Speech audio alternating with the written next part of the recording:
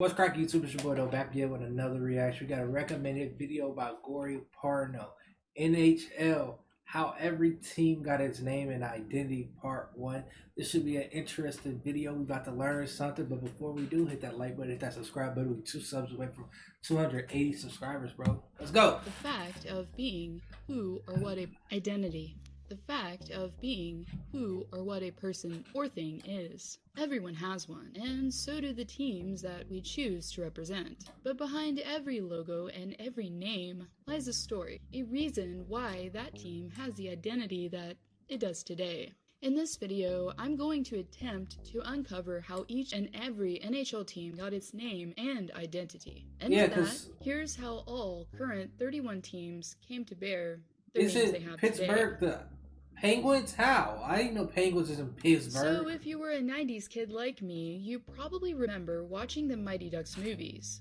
And it's pretty remarkable to consider the fact that this trilogy of movies was such a big hit, beginning with the first that was released in 1992. The NHL saw so much promise in capitalizing on the movie's popularity that it decided to award Disney a franchise the year after the Mighty Ducks came to the big screen, which ensured that the Mighty Ducks of Anaheim would embody an identity first captured in Hollywood. How ironic. Anyways, after Disney decided to part ways with their ice escapades, the team shortened their name to the Anaheim Ducks and adopted a new logo. But thankfully still gives us a glimpse of nostalgia from time to time with their third jerseys. Okay, so the Anaheim Ducks is supposed to be the Mighty Ducks from the movie. That's cool. That's the W. Who's these? The Coyotes, Arizona? Formerly known as the Phoenix Coyotes until 2014. Who commented? I think somebody commented. We was talking about Edmonton. It was a Gretzky video. If you remember, if you was the one that commented, the Coyotes was they came from a Canadian team, and then they became Arizona Coyotes. I forgot who it was. The Arizona Coyotes are a product of a team that once played in the capital of Manitoba. The team name itself was given following a naming contest. The other runner-up candidate was Scorpions, as both represent inhabitants of the surrounding Sonoran Desert. Upon their debut in 1996, the Coyotes embraced their newly found identity, while giving it its notable southwestern flavor. Their first logo, a Kachina-style coyote, is arguably the most unique in league history. And besides their logo, their jerseys were also far from traditional, featuring a Kachina-style trim to match the logo, with black as the primary color, with green and burgundy. Hey, low-key, these jerseys is low-key fire. I ain't gonna lie. Am I tripping? Or they low-key fire? I ain't gonna lie. With green and burgundy in the trim, almost simultaneously while relocating to the newly finished arena that the team plays in today in Glendale. For the start of the 2003-2004 season, the team had adopted an entirely new color scheme and logo. The look was more simplistic and featured a howling coyote with Sedona red, white, and black. Okay.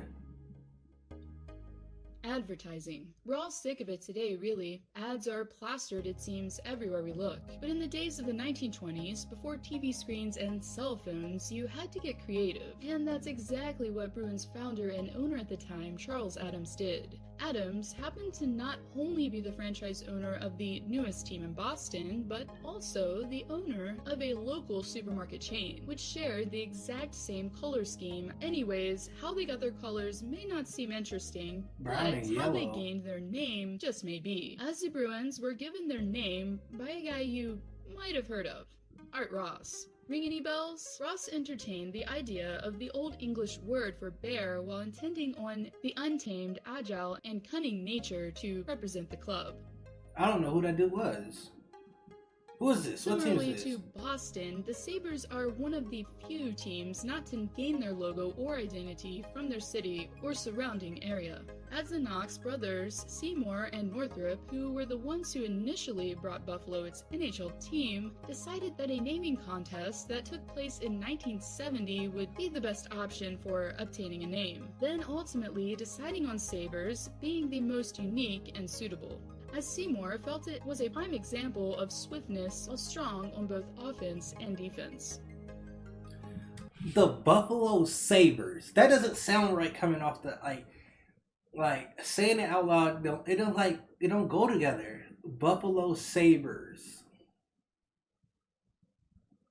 Nah, that name not it. It's not it, bro. So, imagine being named after a mass tragedy, one that claimed the lives of several and a city. Cause it doesn't get much more morbid than that. What team but is you this? have to admit, the name and logo are pretty cool nonetheless. Anyways, The logo's besides fire. uniqueness in the name origin, the Flames Macon? also similarly to the Dallas Stars. Oh, it's a gained Georgia their team? original identity from somewhere else. As the Flames also played in Atlanta from 1972 to 1980, and carry with them, as I mentioned, the memory of tragedy. After a Civil War campaign, Sherman's March to Sea swept through much of Georgia, fire did as well, setting much of the state, including the city of Atlanta, ablaze. Instead of bearing the A on their chest as a primary logo, players now instead just skipped a letter and settled on C. You know, for Calgary. But even still, the team hasn't forgotten their roots, as the assistant captains represent with the A logo stitched on their sweaters. Okay. What is this? So I wonder where the name Hurricane came from. Oh yeah, cause North Carolina seems to get consistently battered with nature's liquid fury. In 1997, after it was decided that the Hartford Whalers would move to Raleigh, the team's owner, Peter Karmanos Jr., chose the name because I feel like it's blatantly obvious at this point. While the previous Whalers color scheme was dropped of blue, green, and silver, the new black and red combination was chosen to match the Hurricanes low-key, that look... University Wolfpack. That don't look bad. Flames not That's only better bore than the name the of the storm, Whalers. but also in part literally take warning, as their slogan says, as the Carolina secondary logo is the U.S. Maritime Warning Flag, the one used to indicate a storm warning. And yet another war reference came with the Chicago Blackhawks being named after World War I veteran and original Blackhawks owner Major Fred McLaughlin became nostalgic while deciding on names, and decided to name his team after the 86th Infantry Division, also known as the Black Hawk Division, and in 1926 officially named his team the Blackhawks. Okay. With a space between the two words. And it wasn't until the 1980s that the words became one. While the name was Frederick McLaughlin's doing, his wife Irene was the one who designed the original team logo. At least it has something to do with their area. That's what I like. This logo when it has something to do with the area and it's not just random. Avalanche! Y'all know your boy, I'm not from Colorado. I'm from Gary, Indiana, but I lived in Colorado. I went to high school, went to Overland. The Avalanche. We love it. Hey, we don't watch hockey, but we know we know the Avalanches, bro. You might have an Avalanche jersey. You never been to a hockey game. As the Quebec Nordiques, the Avalanche got their name in 1995 as the obvious choice, the Rockies, by that time was taken by the local MLB team. So they decided to take the second most obvious option, the Avalanche, because what happens when there's tons of snow-covered mountains around? You guessed it. Anyways, the team's logo is a letter in the shape of a letter C. The secondary logo what is it? From The Coors Arena? I'll be to forgetting. 2015 was a foot. And even more ironically, Adam Foote and Alexander Kerfoot both played for the team. I don't know, maybe I'm the only one that found that funny. Even still, the logo, as you probably know, was made to represent Bigfoot. Replacing the shoulder patch today is an insignia of the Colorado State Look at flag the Colorado with flag the on Avs colors.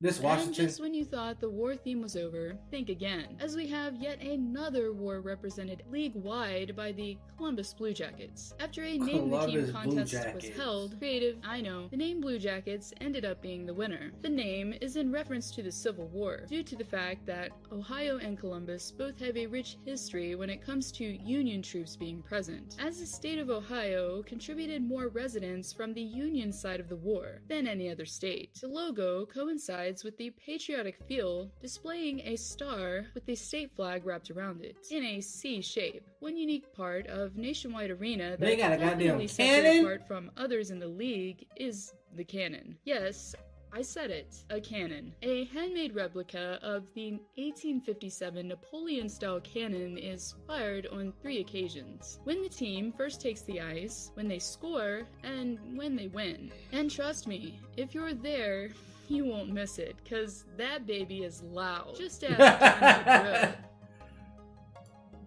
Bro. Delaware? Is As this I Delaware? mentioned before, similarly to the Flames, the Stars have also inherited much of their identity from a former team, the Minnesota North Stars. As the North Stars moved south in 1993, they simply dropped part of their name and were renamed the Stars. And honestly, Dallas? it couldn't have worked Oh, out any better, Dallas! as Texas, in case you don't know, is known as the Lone Star State. The team initially debuted with its former colors and logo. A season after their debut, though, we saw a darker shade of green that was visible in their jerseys. Okay, so it's the Dallas Stars? Shade of green that was visible in their jerseys. Yeah, Dallas Stars? They say don't mess with a good thing.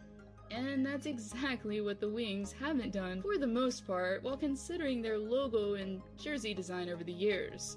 Since the 1930s, the team has adorned the same winged wheel logo, only modifying later by dropping Detroit from their jerseys. But even though their logo and jersey designs haven't strayed far from the original, Detroit Redwings. After being founded as an Original Six team in 1926, they were first known as the Detroit Cougars. And then, in 1926, their name has. After being founded as an Original Is this the same, Six team, in God 1926, that was they like were the first same known as the Detroit Cougars. And then, in 1930, the Falcons. little for a hockey couple rink seasons, or whatever before finally from the settling movie Four on Brothers. Redwings in 1932. They also later on adopted one of the most peculiar traditions in the NHL today. Beginning in 1952, after an owner of a local fish market, Peter Cusimano, woke up one day and decided to throw an octopus on the ice. Why? During a postseason game. Random, I know.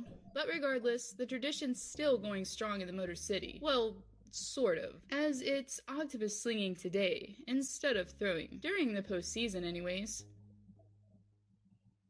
Oilers. The Oilers. It just seemed like logic really, but it was actually fate. After Bill Hunter founded the franchise in 1972, he decided to stick to familiarity. As the junior team he had previously owned, called the Oil Kings, went by the nickname Oilers. But similarly to the Coyotes, they underwent a name change. After joining the NHL in 1979 as part of the WHA merger, the Alberta Oilers then adopted the name that they have today.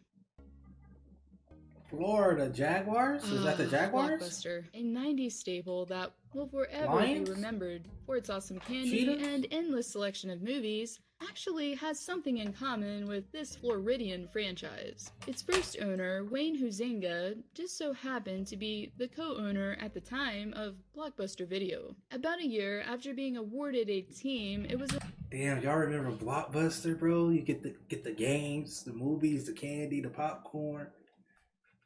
In them good old days, bro. announced in Good old 1993 days. that the official name of the Miami-based NHL team would be the Florida Panthers. After, you guessed it, Panthers. Panthers that live in Florida. And while the name choice and identity are pretty explainable, a well-known team tradition isn't.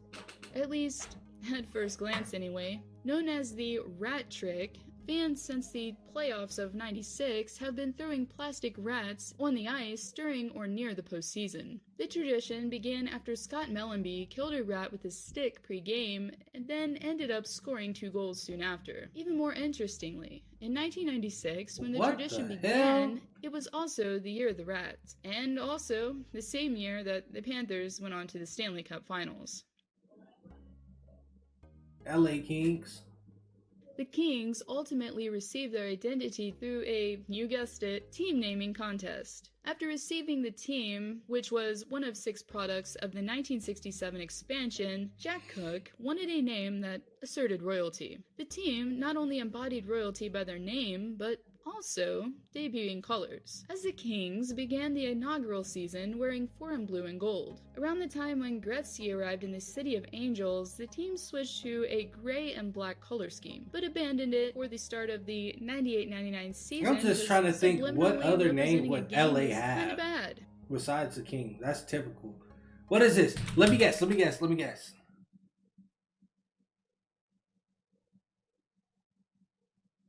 The Tigers. After being founded in June of 1997, The Tigers. Is the around Tiger? 4 years after the North Stars left the state of hockey, the Wild wouldn't play their first game until the start of the millennium in 2000. Their identity would come 1 year after the team's founding, and 6 possibilities came to the forefront, including Blue Ox, Northern Lights, Voyagers, White Bears, Freeze, and Wild. As we all know, that's not a Bear bear. is the name they go by today, which pays homage to the state's wildlife and outdoors reputation. The logo itself, which is my personal favorite, depicts a silhouette of a wild animal and forest landscape simultaneously. The eye of the animal itself pays tribute to the North Stars as well as the state's motto, which I won't attempt to say authentically, but in translation, it means Star of the North. But she didn't say what animal it was, though. Is that it? That's it? Alright, y'all. Wow. I thought she didn't say what animal it was, though. That's cool. We got a part 2. We're going to watch it real soon. YouTube, I'm out of here. Hit that like button. Hit that subscribe button. Comment videos I should watch next. Give me some more videos. I got a whole list. I got a notepad full of NHL videos we can watch. And it's going to take us a minute to do that. But, yeah. Comment other videos I should watch next, man. I'll catch you on the flip.